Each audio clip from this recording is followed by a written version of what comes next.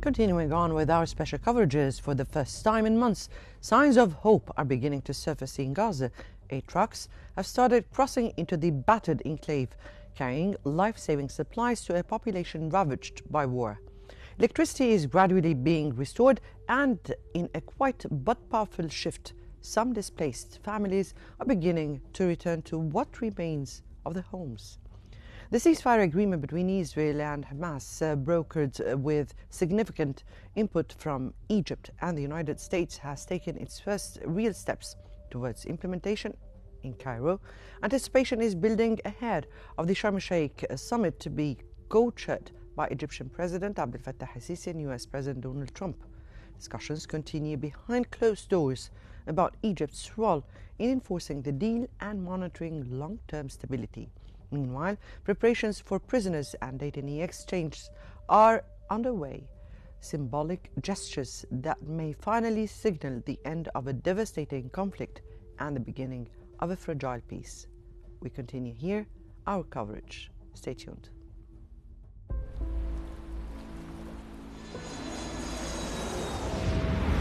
الآن في شرم الشيخ بتجرى مفاوضات لإنهاء الحرب.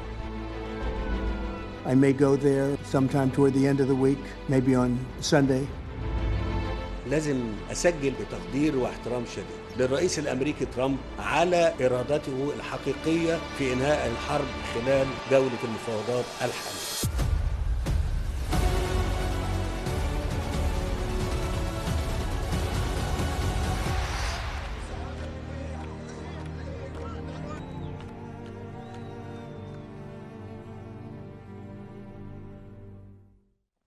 US President Donald Trump announced plans for a one-day Middle East trip to Egypt and Israel to mark the implementation of the Sharm el-Sheikh agreement, including a Gaza ceasefire and detainee releases. Egypt today stated that Trump will visit Cairo, address the Knesset, and attend to Israel and address the Knesset, and then attend a Gaza-themed summit in Sharm el-Sheikh with other world leaders expected. He departs Sunday evening, spends Monday in the region, then returns to Washington. The ceasefire brokered by Trump and international mediators may end a 2-year war. Israeli forces are withdrawing from Gaza with a 72-hour deadline for Hamas to release remaining hostages from October 2023 attacks. Negotiations led by envoy Steve Witkoff and Jared Kushner are ongoing with Egyptian and Israeli officials.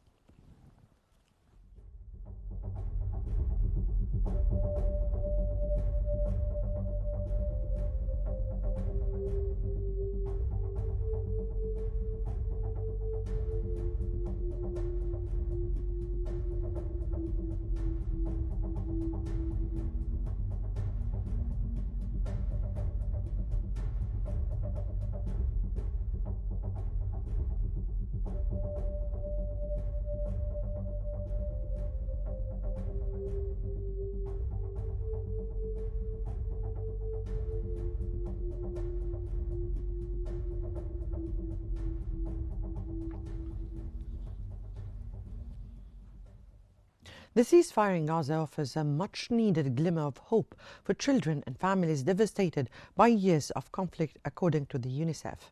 8 trucks have started entering the enclave, delivering essential supplies as electricity is gradually restored. Over 90% of the population faced displacement and critical shortages during the war, with widespread trauma among children. Safe learning spaces are being set up to restore education, and preparations for prisoners' exchange symbolize a fragile attempt at peace. UNICEF continues scaling humanitarian efforts to reach millions in desperate need, calling on all parties to honor the ceasefire and ensure unimpeded aid access. The upcoming Sharm el-Sheikh summit, co-chaired by Egypt's President Abdel Fattah el-Sisi and US President Donald Trump, aims to reinforce stability and long-term recovery in Gaza.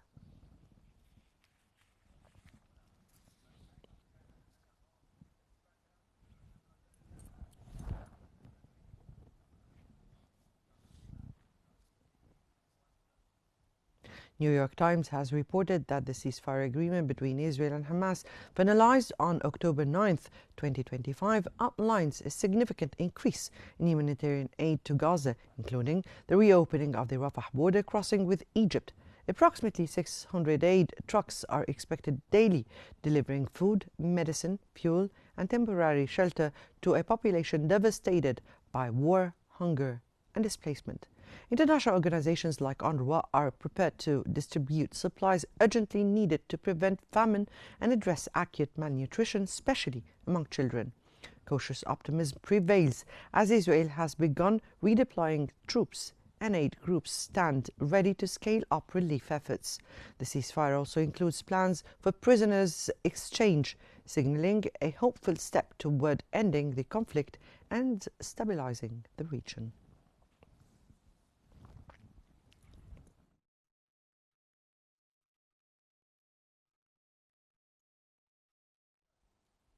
Well, for more analysis, we're joined by Ms. Nurhan Sheikh, a political science professor from Cairo, and Professor Rili Manuel Jacqui, a vice president at Geneva International Peace Research Institute from Brussels. Good evening to you both, and welcome. Let me here start with Professor Sheikh. What would be the key security guarantees embedded in the ceasefire agreement, and how enforceable are they in practice? Good evening, and thank you for having me with you. Actually, the main guarantee is that President Donald Trump himself, as he will come to Sharm el-Sheikh to by himself witness the sign of the agreement of ceasefire. I think that a very important guarantee.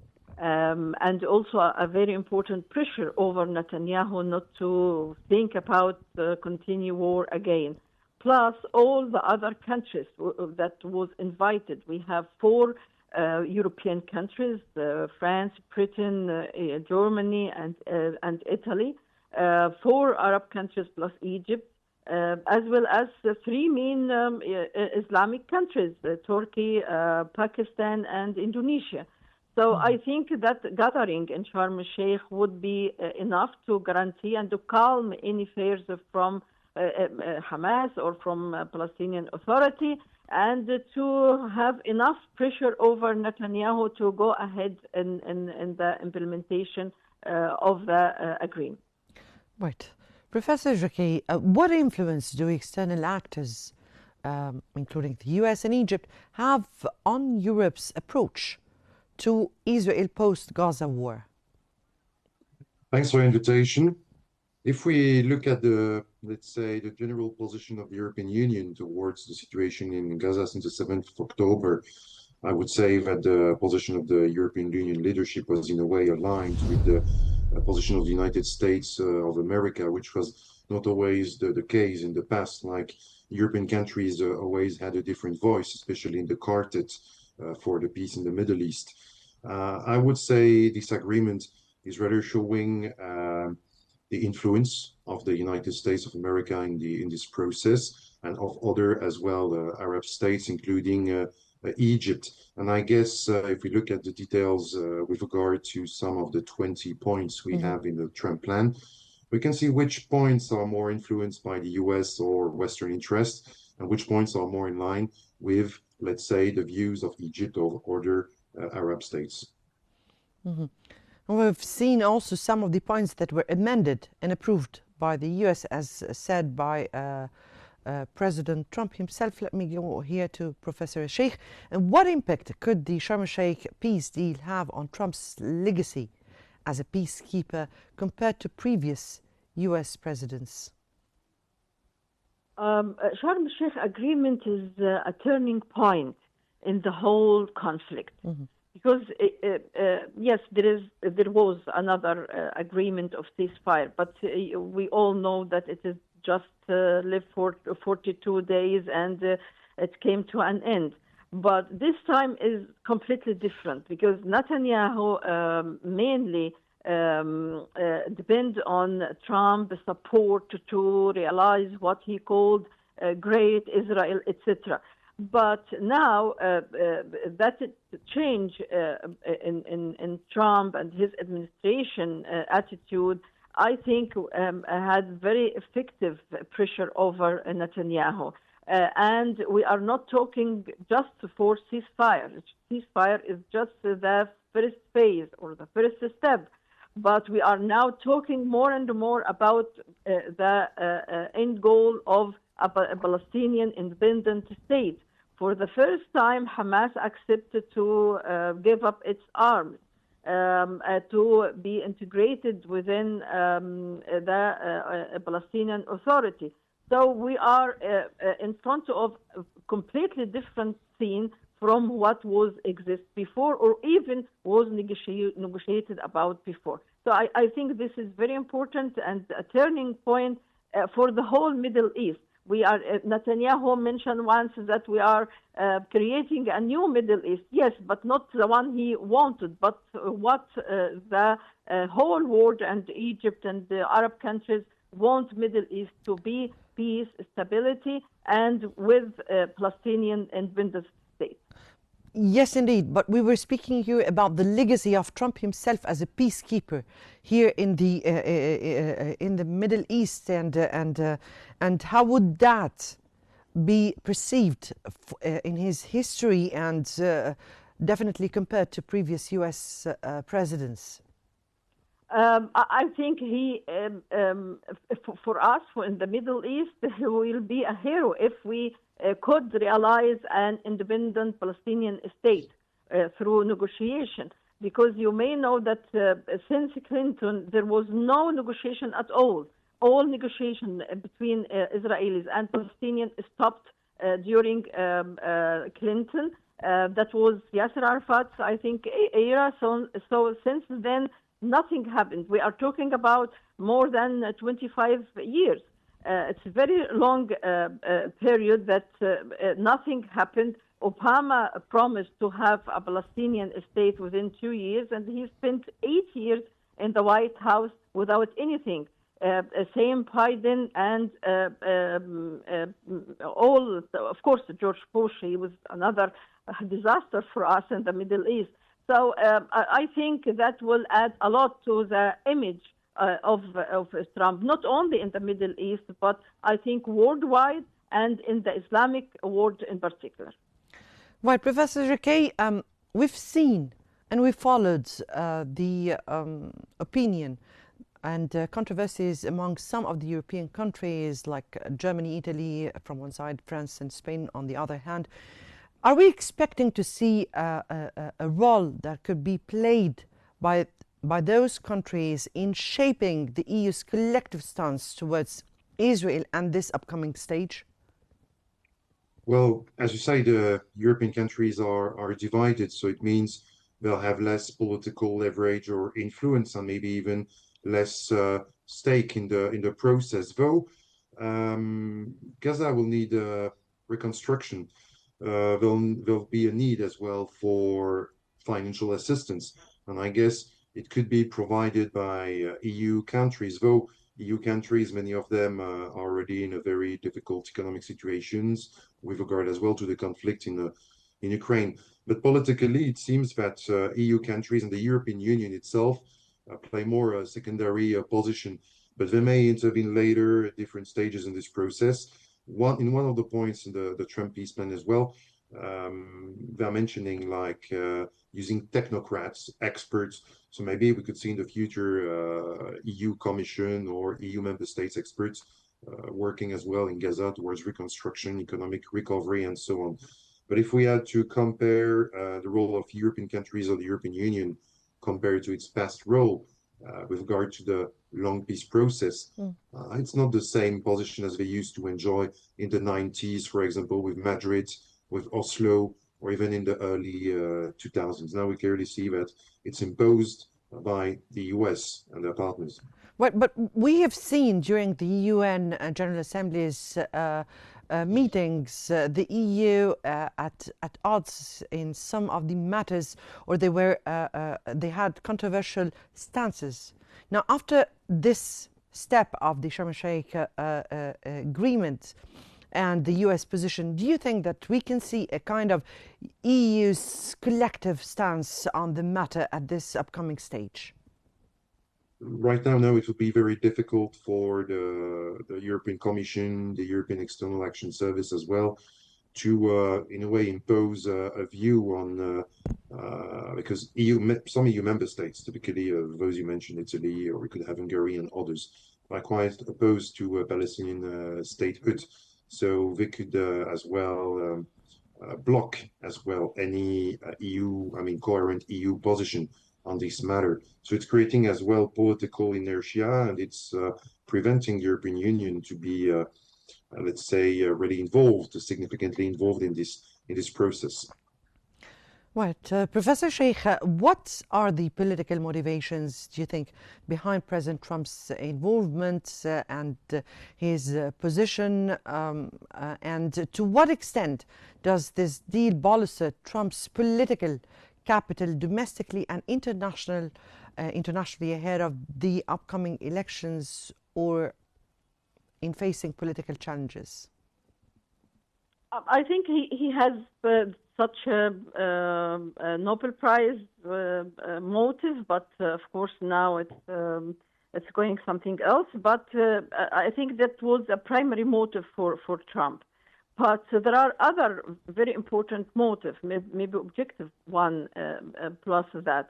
The situation and attitude of Gulf state, particularly Qatar, that exercised very important pressure over Trump, because actually when Netanyahu attacked and bombing Qatar, whatever the reason or regardless of the reason for that, that actually put Trump in a very critical position, and not only Trump as a person, but the United States as a whole. The confidence and reliability on the United States and Trump as ally to protect allies in the Gulf, I think that has a lot of doubts, and that may push him later on to rethink about his policies in Middle East. Plus, the pressure inside the United States itself. Mm-hmm. We all saw the demonstrations in the streets, in universities. People attack him even in the restaurant in very famous occasion. So I think that push him more and more to listen to some reason in his policy toward Israel. Plus, I think one of a very important motive is the Egyptian attitude, because from day one we refused the displacement of Palestinians totally, and we insisted that Palestinians should keep and enjoy their rights to be on their land. So I think this is also he considered in his account, because where you will displace Palestinian to, either to Egypt or Jordan or to Europe. Mm-hmm. And the European also refused that. And I think the European attitude and policies, the recognition of Palestinian state from France, from Britain, and etc., all that push forward Trump to change its attitude. And I think also that the UN General Assembly and the Conference over Palestine give us a very important message that the whole international community will not accept by any way what they are planned, either Trump or Netanyahu. And I think he has some reason and started to change its policies towards something positive, led to a Sharm el-Sheikh agreement. Right. Professor Jacquet, at this upcoming stage, what should be the role played by international organizations and bodies in ensuring uninterrupted aid flow and fair distribution? Well, it's a very relevant question, because the Palestinians in Gaza were starving. We know how food aid and medical aid was blocked by Israeli Defense Forces. I guess for sure the UN agencies would be involved, and they have a huge role as well in this process. More generally as well, what we could observe that it's not clear in the current peace plan in the 20 points, but we don't know which international organization or which UN agencies would be involved. And more generally, with regard to the framework of this process, the United Nations are quite absent. And it's not good news as well, because it's not good for the credibility as well of the United Nations and international law more generally. And given as well the fact that the USA, Great Britain, and France, or even Russia and China are not opposed to a peace in Gaza or as well a peace process with regard to Israel and Palestine. We could wonder why the UN Security Council is not more involved, because it could as well make sure that this process would not be somehow hijacked in favor of US or Western interests. Because if I may as well mention it, Tony Blair is expected by some to be a part of this new administration that will be set in Gaza. And it's raising questions with regard to the credibility and impartiality of this process and this future institution or local administration, let's say transitory administration. So more generally, well, we could sure welcome the fact that UN agencies or NGOs would be involved, because there is huge work to be done of recovery, reconstruction, helping the civilians and so on. But at the same time, we could have the impression that the NGOs and UN agencies are just called to, let's say, sorry to speak in this way, but to clean the mess caused by the US and Israel. Right. Professor Sheikh, to what extent do you think this summit would lay the ground for a broader peace initiative and the much anticipated two-state solution roadmap? I am so optimistic in that, because, as I mentioned, President Trump seems willing to push forward in that direction. All countries will attend and participate in the conference are leading and very important powers, regional or international one. So I think that will push forward, and Netanyahu will not have that much space for maneuver, because the problem always was in Netanyahu, the one who trying to spoil any agreements, any negotiation. But with that conference, although Netanyahu will not attend, but I think it will not give him much space to maneuver.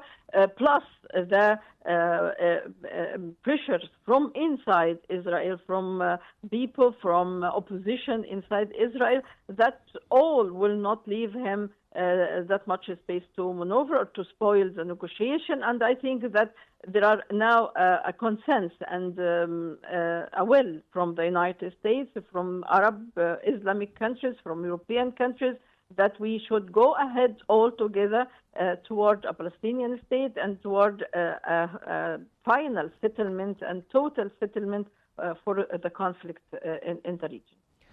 Right.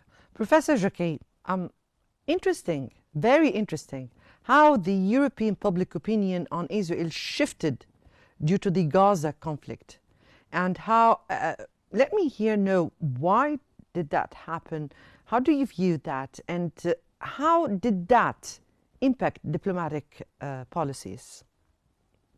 Well, it would be, first of all, maybe quite useful to have some precise statistics or opinion polls with regard to all the European countries would like to talk about. But more generally, you're right, there was a shift in the public opinion, like in the US as well. There were opinion polls conducted on university campuses. In Europe, we had this shift in many countries as well, because after 2 years, the Israeli propaganda as well showed its limits.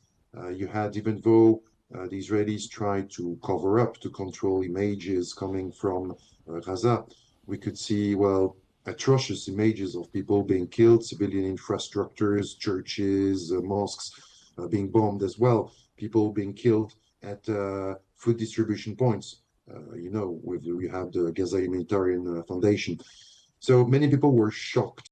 Usually in the West, the opinion was somehow quite divided. and the people were not much informed as well. But all this flow of information, these very tough images we received as well, the number of people being killed, the debates we had, some statements as well on French TV channels, for example, from French political officials or even supporters of Israel, shocked the public opinion. We have as well this shift that is more visible in the young generation. It can be more visible for sure as well in the left-wing political parties that not all of them, but most of them were very often supportive to the Palestinian cause. And we have as well in some European countries as well, Muslim populations that are But very... Mr. Jacquet, if I may Yeah. ask you here, to which reasons do you attribute this shift in the public opinion? I mean, here the narratives changed, the what exposed or the media coverage changed. What happened? So we've seen such big shifts in the European public opinion. Well, as already said, I think after a while, the Israeli propaganda became less and less efficient and effective because it had limitations. We remember some elements of the narratives that were debunked, as fact checkers like to say.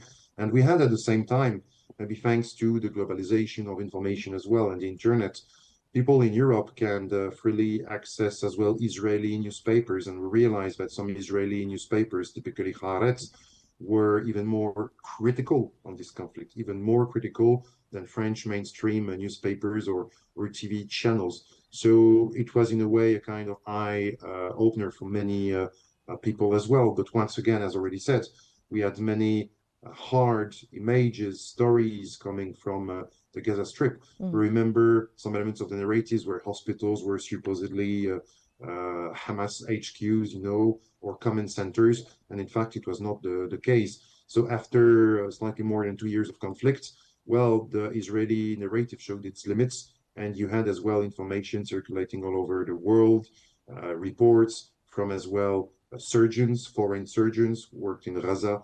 So it played a role in winding the breaches in Israeli propaganda, or more generally even the narrative we have in some Western countries. So the coverage is just exposed realities on the ground. Let me go to Professor Sheikh. And Professor Sheikh, how do you think the political opposition within Israel or the divide inside Israel impact the implementation of the Trump peace plan? Actually, the main threat for the implementation coming from the government itself. Summitrich, Ben-Gvir, Netanyahu himself. But fortunately, there are two positive aspects may help to overcome such a threat. People inside Israel who are really tired from war and really insist to return back their relatives from Hamas. This is one of the most important elements because we all see a huge demonstration in Israel and sometimes it's a very violent one with that intervention of police, etc.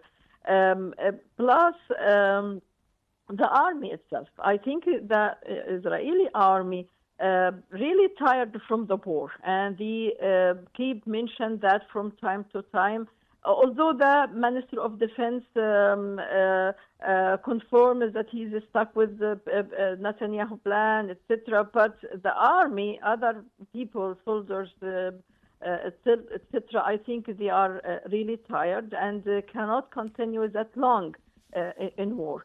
I think those two elements will make enough pressure over Netanyahu, plus the most important pressure coming from Trump. All that will sustain the agreement and guarantee that it would be implemented.